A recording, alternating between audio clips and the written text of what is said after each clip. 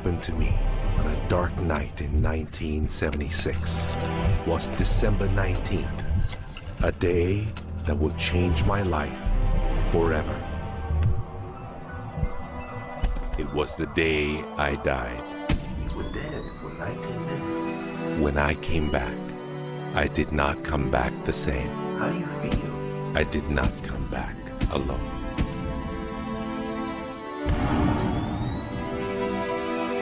What seemed like days passed in 19 minutes. And over the course of the next few years, I began to remember the greatest mysteries revealed to me. Anything is possible.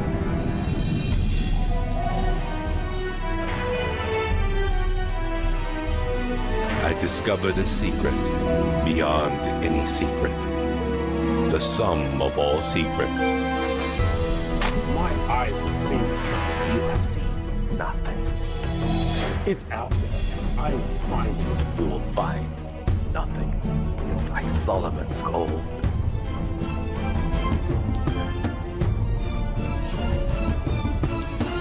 It was the key to Solomon's wisdom.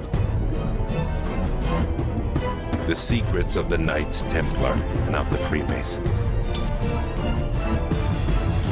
We must be stopped. Courage, my dear boy. Be strong, be brave.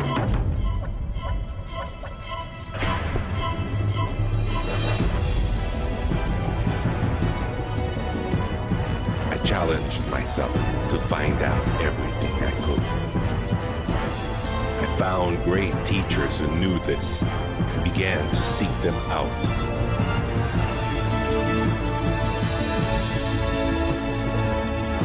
اسأل أؤمن واسمع. Ask, believe, and receive. I traveled the world, and the meta secret was revealed.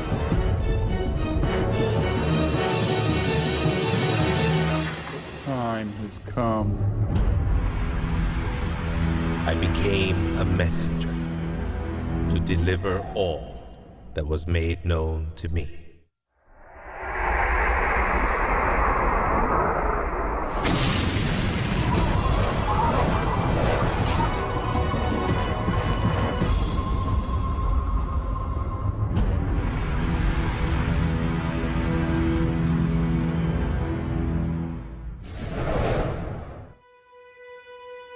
Hello there, I'm Bob Proctor. Meta is a nice word. It's a word most people don't understand. We talk about metaphysical, we'll say, oh, that's bad stuff. No, it's just what you can't see with these eyes. You got to see with an inner eye of understanding. Meta is beyond the physical. Do you know that 99% of our population has been programmed to let the outside world control the inside? If you want to get what you want, you let the inside world control the outside. That's what the meta secret's all about. The meta secret to wealth and abundance is doing what you love, following your passion, enjoying your life, being grateful for this moment, realizing that in fact, you already have wealth and abundance. You have wealth and abundance to the level that you allow it in your life. Expand your level of openness, deservingness, and you can have more wealth and abundance right now. How do you become more wealthy?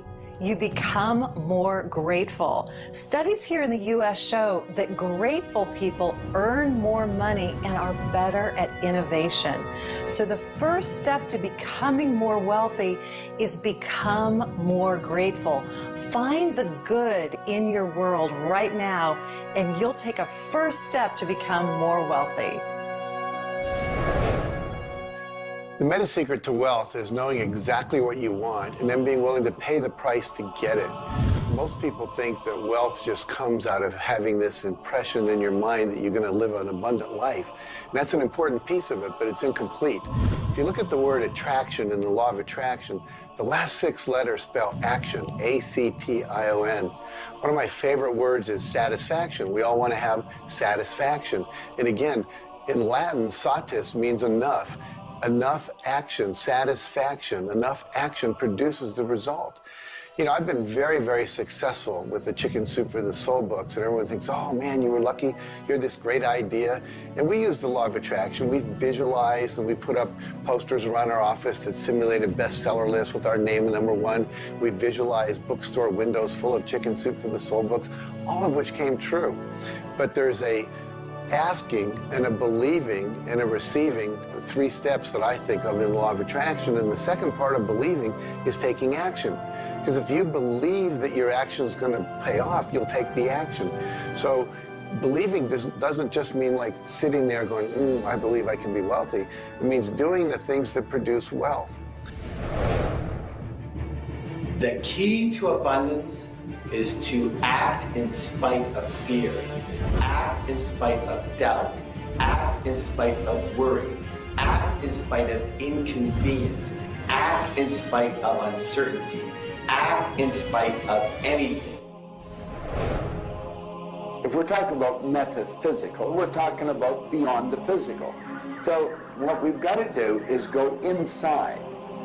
We have been programmed to live from the outside in. We're letting what's going on outside of us control what's going on inside. If we're going to get into the meta side of our own personality, we've got to get away from this physical instrument we've got and move into the higher side of our own personality. And start to understand that we live simultaneously on 3 planes of understanding. And we work from a higher to a lower potential. If you're working with electricity, any electrician, any engineer will tell you that you have to work from a higher to a lower potential. If you go contrary to that, you're not going to get any use out of the electricity. Well, when you're working with the mind, you don't start with the physical and work up. You start with thought and work down. Thoughts are of a spiritual nature. Spirit's omnipresent. Where's thought? Thought's omnipresent. 100% evenly present in all places at the same time. I can be underwater and think. I can be in an airplane and think. I've had the pleasure of working with a couple of the astronauts that have been on the other side of the moon, and they could think. Not only could they think on the other side of the moon, they could transfer their thoughts to somebody here on Earth. It's just a form of telepathic communication.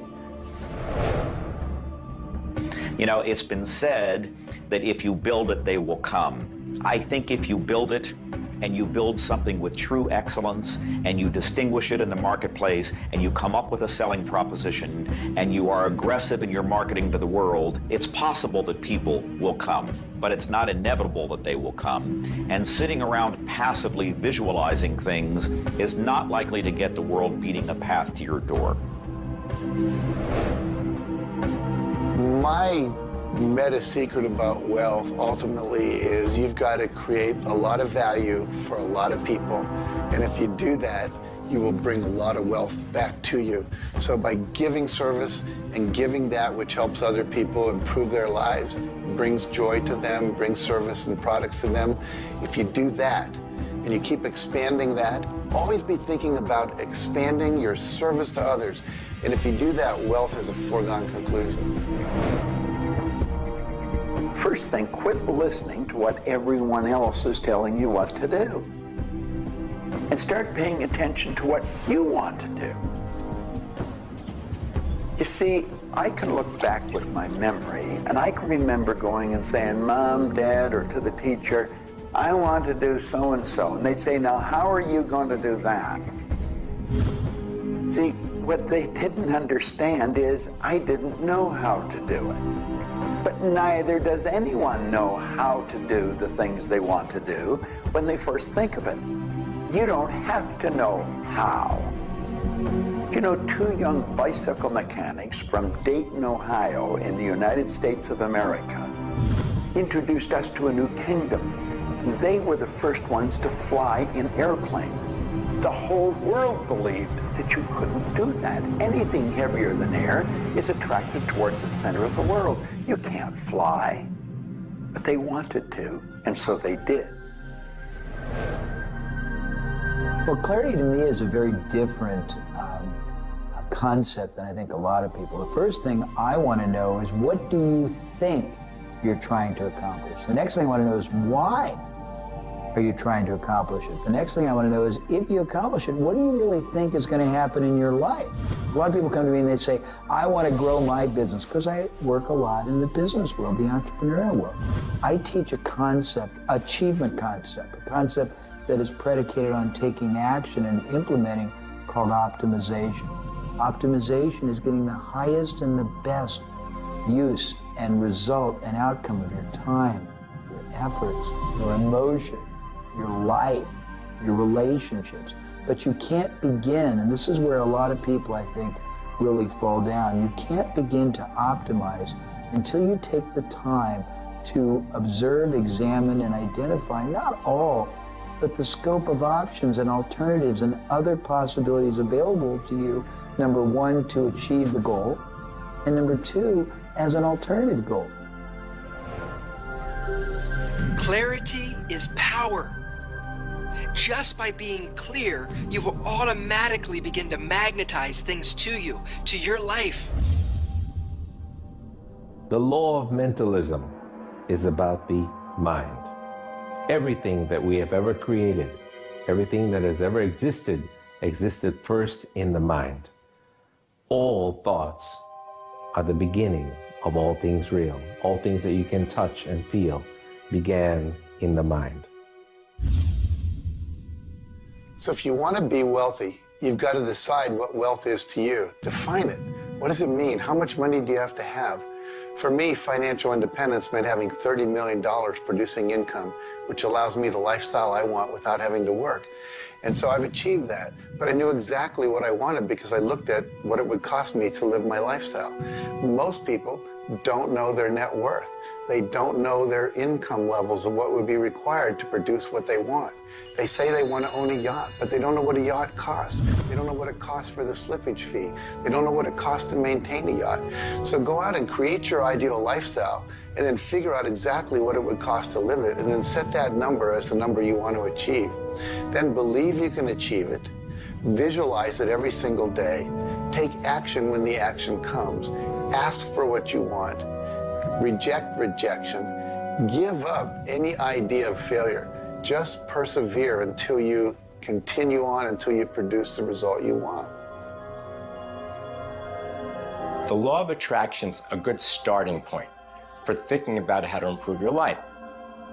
You want to align your thoughts and your beliefs with what you want your life to be. But the law of attraction itself, by itself, won't allow you to achieve the abundance that you need. There are certain steps that you need to take, and these steps are all incorporated in what we call the meta secret.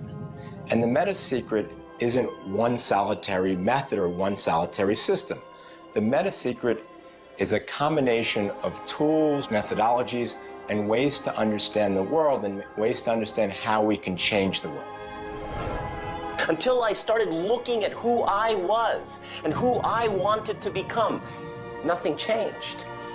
Because every time I would look and I would blame something else or blame somebody else or just look in a different direction that was not inside, I would get more of what I was creating.